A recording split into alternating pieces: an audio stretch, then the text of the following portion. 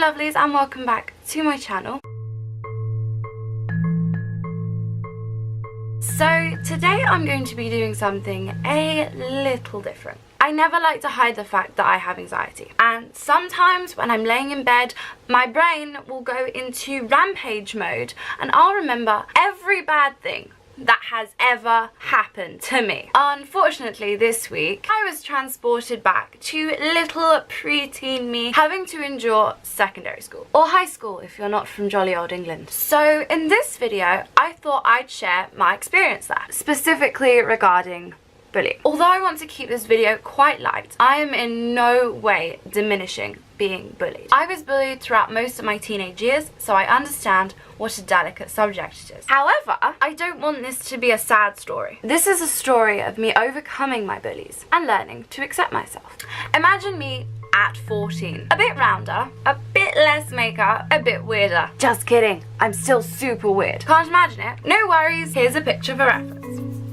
I'm pretty normal looking for a 14-year-old girl. Well, for 2009 anyway. Side note, let us praise the puberty gods. And puberty gods, can I have my complexion back, please? Also, I look exactly the same. I went to a school that could only be compared to living on the Hellmouth, although vampires and demons are probably a better alternative to most of my classmates. You're all old enough for Buffy references, right? Basically, it was shit. And let me tell you, if you didn't own a pair of Ugg boots, gold hoop earrings, or a teeny tiny Nike bag, what was the point in you even existing? Oh, and don't even get me started on the ties. This is not how you wear a tie. And to this day, will someone please tell me what skeen means? It's not even a real word. And then there's me. Quiet, really smart, very well spoken, and here's the big one, unwilling to conform. I have and always will be a strong believer in staying true to yourself. Nobody has the right to tell you how to act, how to dress, what music to listen to, how to speak. I was different. I listened to rock music, I liked reading, I dressed my own way.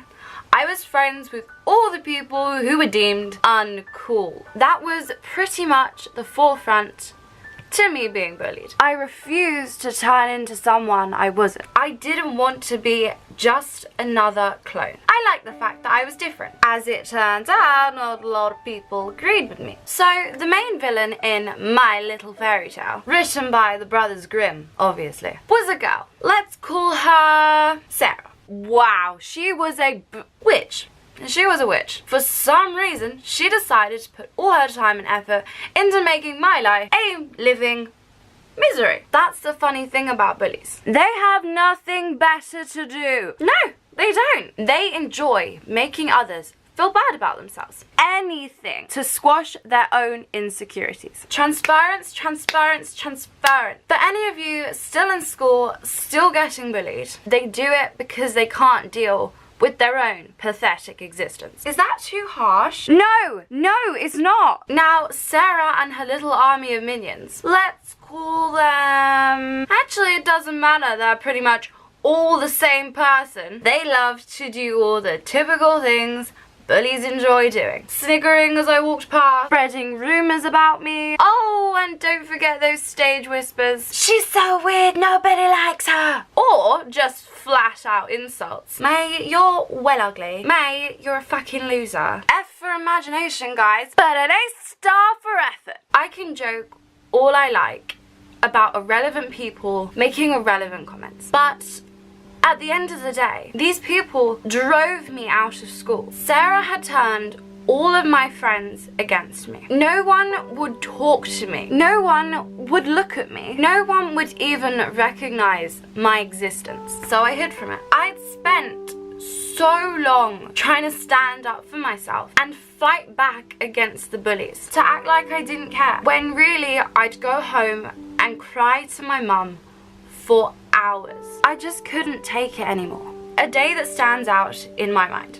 I'd finally been convinced to return to school. I entered late to my second period history class. My heart was hammering in my chest, and I remember being so terrified. I had that gut-wrenching feeling I was about to just break down into tears. My anxiety was going a million miles an hour, and I could feel a panic attack brewing inside me. I walked into that classroom and sat alone at the back. The whole room went quiet. I stared down at my desk and I could feel 30 pairs of eyes burning a hole into the back of my head. I had never felt so alone. I held out for about 20 minutes until the teacher stopped talking and work started. I could hear their whispers. I could hear my best friend calling me names. See them watching and pointing and laughing. It was too much. I ran out sobbing. I didn't return to school for at least 2 weeks. That day, my mum was my hero.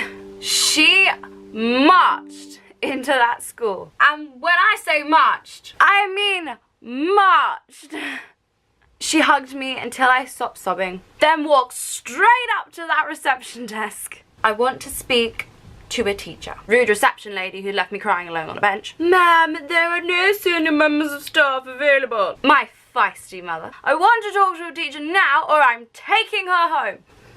I'm taking her home anyway, but I want to speak to a teacher first. Slightly frightened reception lady. Yes, of course.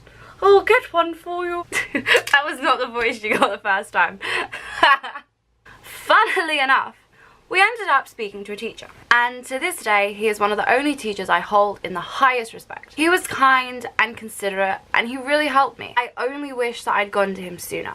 I can't stress this enough. There is no shame in telling someone. Whether it's a parent, a teacher or a carer, they can help you.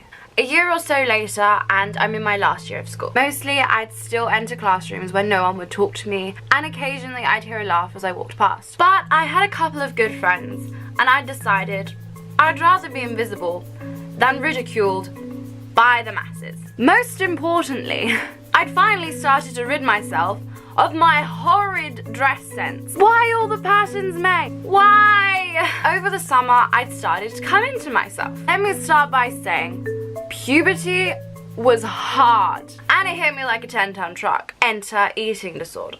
I'm not going to get into it that much in this video, but if you would like me to do a story time on my eating disorder, please leave me a comment down below. Now, I was never overweight. I am and always have been quite small. But at 15, 16, with the bullying and the anxiety growing into my adult body, manifested into an eating disorder. I was diagnosed with bulimia nervosa, and I still struggle with it sometimes. At the time, I decided to confide in one of my closest friends. Let's call her Kelly. Kelly was always a girl who followed the crowd. The perfect example of we'd been friends for years, and honestly, I thought I could trust her. Boy, was I wrong. I came into school one day, and Sarah and her friends were laughing at me, as per usual. Then I overheard one of them say, "Did you know she makes herself sick?" My heart dropped into my stomach. Kelly had told everyone. I spent the whole day listening to people call me anorexic and asking if I'd made myself sick. But first things first, that doesn't even make sense. At the time, I just wanted the ground to open and swallow me whole. But I should have thrown a fucking dictionary at their head. A few months later, I'd been bullied to the point of no return. I'm the sickest I've ever been. I've dropped out of school and I'm attending a recovery clinic. I didn't go back until graduation. But there is a silver lining. Throughout everything that I was going through, bullying, anxiety, my eating disorder, I managed to take all that negative energy